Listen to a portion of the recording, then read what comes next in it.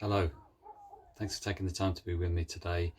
I'm actually going to do something a little bit different, and I want to take you outside on location for this devotional. Today I thought I'd take you out and about for a devotional. We're at a bank. There's the Bank of England in the background, and this is an exciting place for me. I love this place, and the reason I love it is because there's a church right in the background now behind that bus, and that church is called St Mary Woolnoth. There's nothing too exciting about the building. It's not a particularly pretty building as churches go, but there's a history to it, and the history is that incumbent there between 1780 and 1807 was a minister called John Newton, and you may know the name of John Newton primarily for his writing of Amazing Grace.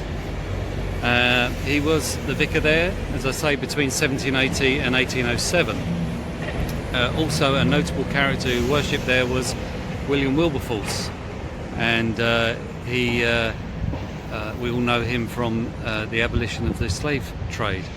And the bill for the slave trade abolition was passed in 1807 as well, right in the last year of John Newton's term at that church. So when I go past that church, and I often do, I think of John Newton, and I think of his incredible hymn, Amazing Grace. It speaks to me of grace, that church. It speaks to me of the amazing grace of God. How sweet the sound that saved a wretch like me. I once was lost, but now I'm found. Was blind, but now I see.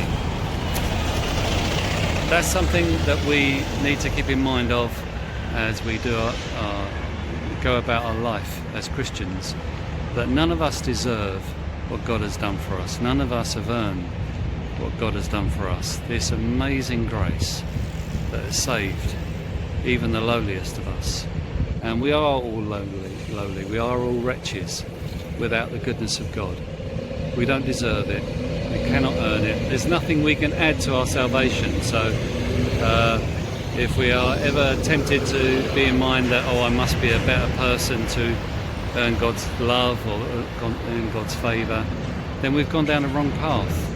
And we need to get back to how amazing God is, and how glorious He is, and how good He is, that He saved us. So there's a thought for you today. I hope you found that interesting. John Newton's mother tried to sow seeds into him when he was a young boy of faith. She tried to teach him to pray, but sadly she died when he was only 7 years of age.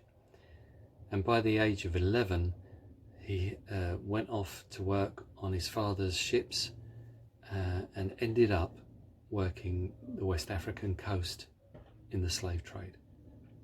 Newton had a reputation amongst other sailors for profanity, coarseness, debauchery, which many of the other sailors were shocked by. In 1748, on board a ship called the Greyhound, on its way across the Atlantic from Brazil back to Liverpool, the ship got caught up in a terrible storm. The storm raged for almost a month, from March the 10th to April the 8th. And many of the sailors just knew that they were going to die. And they had that feeling, ominous feeling, they were not going to come out of this situation alive. And it's during this time that Newton prayed for the first time since his childhood. And he called out to God to be saved. He found on board the ship a New Testament and turned to read a verse in Luke 11, verse 13, which says, "If you, though you are evil, know how to give good gifts to your children, how much more will your Father in heaven give the Holy Spirit to those who ask Him?" This was a life-changing verse for Newton. Even though people may be evil, they can still call out to God and ask for the Holy Spirit. And at that moment, he called out to God and asked for the gift of the Holy Spirit.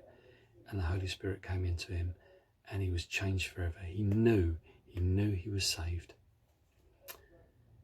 That was the day, March the 21st, 1748, that Newton always recounted was the day when his life changed. He says in his diary, "On that day the Lord sent from on high and delivered me out of deep waters." As an old man, Newton would write in his diary on March the 21st, 1805, 2 years before his death, "Not well able to write, but I endeavour to observe the return of this day with humiliation, prayer, and praise to my God." No matter how far we can feel from God, no matter how far we feel we've fallen away from him or distant he may feel to us, we can always call out to God. We don't have to go through any rites or rituals. And this is why grace comes back to me again and again, and I will always preach it as the most glorious thing that we know as Christians, that we don't have to do anything, we don't have to earn it. We can just call out to God, and he will fill us again with the Holy Spirit. He will embrace us again like that father in the story of the prodigal son. All we need to do is turn back to him. How glorious is that? Be encouraged.